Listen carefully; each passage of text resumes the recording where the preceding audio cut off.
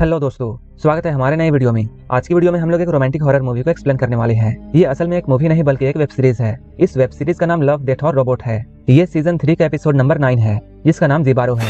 इस एपिसोड में हम लोग एक जादूगरनी को देखते हैं जो कि एक तालाब में रहा करती है। उसके पूरे जिस्म में बेशकीमती हीरे और जवाहरात लगे हुए थे। लेकिन इस जादूगरनी की एक खास बात थी, जब भी कोई इसकी आवाज को सुन लेता तो वो इसके बस में आ जाता था और वो इसे पाने के लिए कुछ भी करने को तैयार था। लेकिन एक दिन इसके पास एक ऐसा सैनिक आता है जिस पर इस जादूगरनी का जादू नहीं चलता है। इसके बाद क्या होता है ये हम आगे कहानी में जानेंगे। तो चलिए इस मूवी को शुरू करते हैं। कहानी के स्टार्टिंग में हम लोग सोल्जर के ग्रुप को देखते हैं। ये लोग किसी घने जंगल से होकर गुजर रहे थे। यहीं पर हम लोग जिबारो नाम के एक ऐसे सोल्जर को देखते हैं जो कि बहरा था और उसे किसी भी तरह की आवाज सुनाई नहीं देती थी। तभी इन लोगों का एक साथी सभी लोगों को पीछे चलने के लिए बोलता है। इसके बाद सारे लोग यहाँ से मुड़ जाते हैं। ये सारे लोग एक जगह पर जाकर रेस्ट करने के लिए रुकते हैं। इन लोगों के नजदीक में ही एक बड़ा सा तालाब था। वो बहरा सोल्जर अपने घोड़े को एक जगह पर बांध देता है। जब वो तालाब की तरफ आगे जाता है तब उसे पानी में एक सोने का टुकड़ा मिलता है। वो इस सोने के टुकड़े को देखकर तुरंत उसे अपने पास रख लेता है। लेकिन इन लोगों में से किसी को भी ये बात पता नहीं था कि यहाँ एक सायरन नाम की जादूगरनी रहती है जिसकी पूरी बॉडी सोने और हीरे से भरी हुई है। वो सायरन जादूगरनी पानी के अंदर छुपी हुई थी और इन्हीं लोगों को देख रही थी। इसी बीच जिबारो को पानी में कुछ हलचल महसूस होती है और वो तुरंत पीछे मुड़कर देखता है,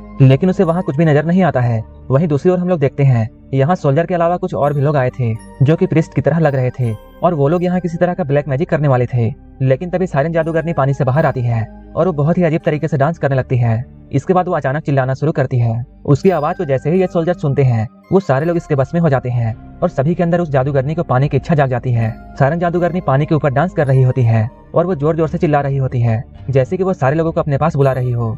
उसके चिल्लाने की आवाज सुनकर सारे सोल्जर्स पागल होने लगते हैं और सारे लोग बहुत एग्रेसिव हो जाते हैं और सभी बस उसी की तरफ देख रहे थे और अब ये लोग किसी भी कीमत पर उसे पाना चाहते थे। सारे लोग एक दूसरे पर हमला करने लगते हैं ताकि वो उस जादूगरनी को पा सके।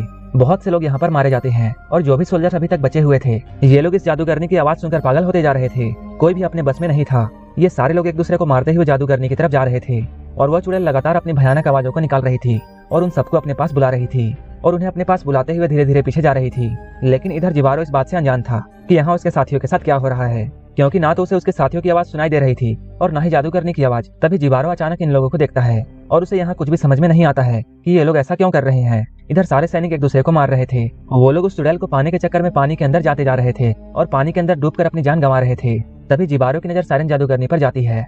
उस चुड़ैल को देखते ही जिबारो बहुत डर जाता है, लेकिन उसे उस चुड़ैल की आवाज सुनाई नहीं दे रही थी, जिसकी वजह से उस जादूगरनी की आवाज का असर जिबारो पर नहीं हो रहा था। लेकिन दूसरी ओर यहाँ जितने भी सोल्जर्स थे वो सारे लोग इस चुड़ैल की आवाज सुनकर यहाँ मारे जा रहे थे। एक वक्त ऐसा आता है कि सारे सैनिक आपस में लड़कर और पानी में डूबकर मारे जाते हैं और अब जिबारो के अलावा कोई भी जिंदा नहीं था। तभी सायरन जादूगरनी की नजर जिबारो पर पड़ती है और वो उसे भी अट्रैक्ट करने के लिए उसकी तरफ आवाज लगाती है और उसे अपना बहुत ही अजीब डांस दिखाती है। लेकिन जिबारो पर उसकी आवाज का असर नहीं हो रहा था। वो इस बात से बहुत हैरान होती है कि उसकी आवाज से आज तक कोई भी मर्द नहीं बच पाया है, तो फिर आज उसके साथ ऐसा क्यों हो रहा है। वो जिबारो को बस में करने के लिए बहुत कोशिश करती है, लेकिन वो जिबारो पर अपना जादू नहीं चला पाती है। अब वो जादूगरनी बहुत डर जाती है और वो सोचती है शायद उसका जादू खत्म हो रहा है, इसलिए उसका असर उस सैनिक पर नहीं हो रहा है। इसके बाद वो पानी में वापस चली जाती है। इधर जिबारो बहुत डर चुका था क्योंकि अचानक पल भर में ही उसकी पूरी सेना खत्म हो चुकी थी और अभी तक उसे कोई भी बात समझ में नहीं आई थी कि यहाँ क्या हुआ था। तभी वो चुड़ैल पानी से बाहर आती है और वो जिबारो को देखने लगती है कि आखिर इस आदमी में ऐसा क्या है और क्यों मैं उसे अट्रैक्ट नहीं कर पाई। अब सायरन जादूगरनी जिबारो की तरफ अट्रैक्ट होने लगती है और अब वो उसे पाना चाहती थी, लेकिन इधर जिबारो बहुत डर गया था और वो यहाँ से जितनी जल्दी हो सके भागना चाहता था और वो अपने घोड़े को बहुत तेज दौड़ाने लगता है। लेकिन भागते हुए वो एक बड़े से पेड़ से टकरा जाता है और वहीं पर नीचे गिर जाता है। कुछ देर के बाद उसे होश आता है। वो अपने आप को संभालता है, लेकिन भागते हुए वो बहुत ज्यादा थक चुका था। इसके बाद वो नदी के किनारे एक जगह ढूंढता है ताकि वो रात में यहाँ आराम कर सके। धीरे धीरे यहाँ रात हो जाती है और जिबारो यहीं पर सो जाता है। तभी सायरन जादूगरनी पानी से बाहर आती है और वो डांस करते हुए जिबारो के पास आ जाती है। सायरन जिबारो को बहुत पास से देखना चाहती थी और उसके मन में जिबारो को पाने की तीव्र इच्छा जाग चुकी थी। इसके बाद वो जिबारो के साथ ही सो जाती है, लेकिन जिबारो यहाँ गहरी नींद में होता है और उसे इसके बारे में कुछ भी पता नहीं था। कुछ देर बाद सुबह होती है। सायरन जादूगरनी अभी भी जिबारो के पास ही होती है और ये दोनों सो रहे थे। तभी अचानक जिबारो की नींद खुलती है और उसकी नजर जादूगरनी पर जाती है, जिसके बाद वो सायरन के बॉडी में लगे हीरे और जवाहरात को देखने लगता है। लेकिन तभी सायरन भी जाग जाती है। जैसे ही जादूगरनी की नींद खुलती है वो यहाँ से भागने लगती है। जिबारो उसे पकड़ने की कोशिश करता है, लेकिन जिबारो की हथेली में सायरन की बॉडी के कुछ सोने के सिक्के फंस जाते हैं। इन सोने और चांदी को देखकर जिबारो समझ जाता है कि सायरन की पूरी बॉडी में सोने और हीरे लगे हुए हैं। ये देखकर जिबारो बहुत हैरान होता है और अब उसके मन में भी जादूगरनी को पाने की इच्छा जाग जाती है और अब जिबारो सायरन का पीछा करने लगता है, जो कि पानी के ऊपर भागते हुए एक झरने के ऊपर आ जाती है। उसे देखकर जिबारो भी किनारे पर आ जाता है। अब दोनों एक दूसरे की तरफ देख रहे थे। इसके बाद जिबारो अपनी तलवार निकाल कर यहीं पर रख देता है और उसे बहुत ही प्यार से देखने लगता है। जादूगरनी भी जिबारो की तरफ देख रही होती है। जिबारो अब सायरन की तरफ जाने लगता है। ये देखकर जादूगरनी को ऐसा लगता है जिबारो भी अब उससे प्यार करने लगा है और वो खुशी से डांस करने लगती है। इसके बाद वो तुरंत जिबारो के पास आती है। जिबारो भी यहाँ ऐसा दिखाता है कि उसे सायरन से प्यार है, लेकिन जिबारो को सायरन से कोई भी मतलब नहीं था। वो तो बस उसके बॉडी में लगे सोने और हीरे को लेना चाहता था। इसके बाद ये दोनों एक दूसरे के बहुत करीब आ जाते हैं और एक दूसरे को किस करने की कोशिश करते हैं, लेकिन सायरन के होठों पर भी हीरे लगे हुए थे जो कि काफी नुकीले थे, जिसकी वजह से जिबारो जब उसे किस करता है तब उसके होठों से खून आने लगता है, लेकिन सायरन अपने आप को नहीं रोक पा रही थी और ये दोनों ऐसे ही रोमांस करने लगते हैं। अब जिबारो का होठ बुरे तरीके से जख्मी हो चुका था और उसके पूरे मुंह से खून आ रहा था। इसके बाद वो सायरन को किनारे पर लाता है और उसे मारकर अचानक से बेहोश कर देता है। इसके बाद जिबारो उसकी बॉडी से एक एक सोने और हीरे को नोचता है और वो सारे बेशकीमती जवाहरात जो कि जादूगरनी की बॉडी में लगे हुए थे उन्हें लूट लेता है। ये सारे सोने और हीरे जादूगरनी के जिस्म से लगे हुए थे, जिस वजह से उसकी पूरी बॉडी जख्मी हो जाती है और उसकी पूरी बॉडी से खून आने लगता है। सारे सोने और हीरे को निकालने के बाद जिबारो उसकी बॉडी को पानी में फेंक देता है। इसके बाद सायरन की बॉडी नदी में बहने लगती है और उसका पूरा ब्लड पानी में बहने लगता है। इधर जिबारो सारे सोने और चांदी हीरे जवाहरात को एक चादर में उठाता है, क्योंकि वो जो चाहता था उसे मिल चुका था और अब वो यहाँ से जाने के लिए अपना रास्ता देखता है।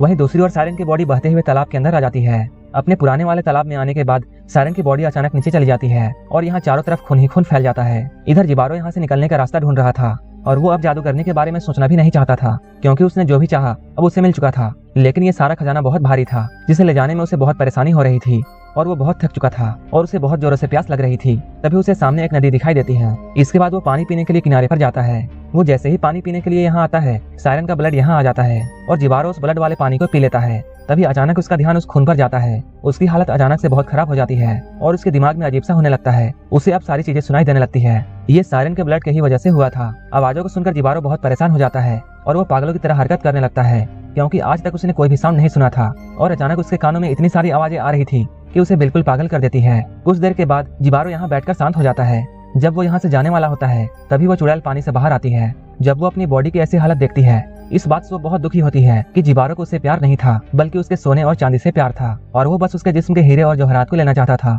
तभी उस जादूगरनी की नजर जिबारो पर पड़ती है और अब वो जिबारो की तरफ आवाज लगाना शुरू कर देती है। इस बार जिबारो को भी उसकी आवाज सुनाई देती है और वो उसकी आवाज की तरफ खींचा चला आता है। अब जादूगरनी का जादू जिबारो पर भी काम कर रहा था।